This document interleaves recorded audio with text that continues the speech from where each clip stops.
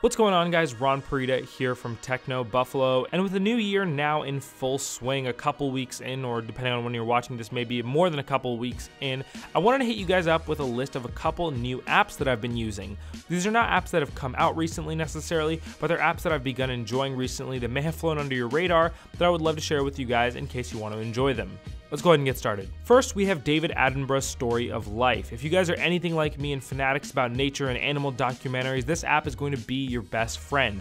David Attenborough narrates a lot of very famous nature documentaries, and this app is sort of his all-inclusive idea of a media experience. He's on camera talking you through certain chapters and certain topics about deep ocean exploration, and then you're cutting to footage that he's talking over. It's a really, really awesome app. The content is amazing, and that's really what this app is all about, the content. The interface is also very pleasurable to use. Overall, this app is a great experience. You'll really, really enjoy it if you're a fan of this type of stuff. The next app is called Prisma. Now, you guys may have heard of this. It's got an app of the year from both Apple and Google, but I pretty much just started using it and I'm having a blast with it. In short, it's a photo filter app, but it's on steroids. It's not like Instagram filters that'll do a slight color grade for you or give you a vintage film look.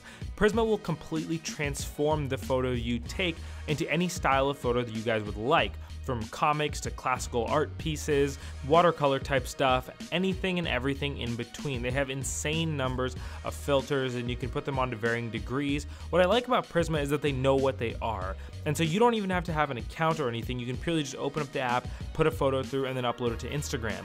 But they do have a social media side of their app as well. I don't know how many people are using this. I personally was mainly using it just to get photos to Instagram and Facebook. Even if that's the case, I think you'll really still enjoy it. It's a really cool way to differentiate your photos in a world where everybody has the same filters, and Prisma really is doing something different. Next, we have an app that I didn't really think I needed until I actually started using it, Google Trips, and it is what it sounds like. It plans your trips for you. It'll take a location, and based on that location, you can put in reservations, things to do. It uses the same format and interface as something like Google Now does, so it's very organized, very straightforward, and very useful. It'll not only help you organize the things you're going to do, but also give you recommendations for things to do in certain cities and certain areas. And probably the most convenient feature of this app is that you can download certain trips, and so you can have them offline, which is exactly what you want when traveling, because most people who travel know that you rarely have good signal. So having everything available offline is a perfect tool to have a successful trip. Next, we have an app that's going to help you achieve all your New Year's resolutions, or maybe at least help you along the way. It's an app called Coach.me, and it's more than an app, it's a service, but the app itself is awesome.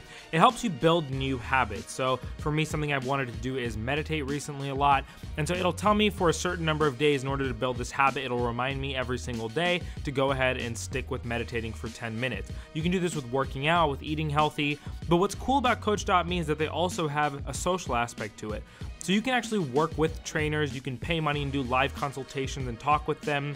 You can join groups and be part of the social experiment of everyone learning a habit together. There's a lot of options and it should help you overall just be a better person if that's what you want to do.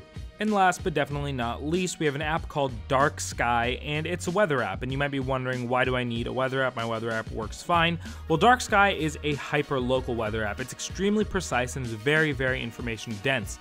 You can go through how the rest of today is going to look. You can go to the globe and the map and you can see what's going to be coming up over the next couple days with a really, really cool animated Earth.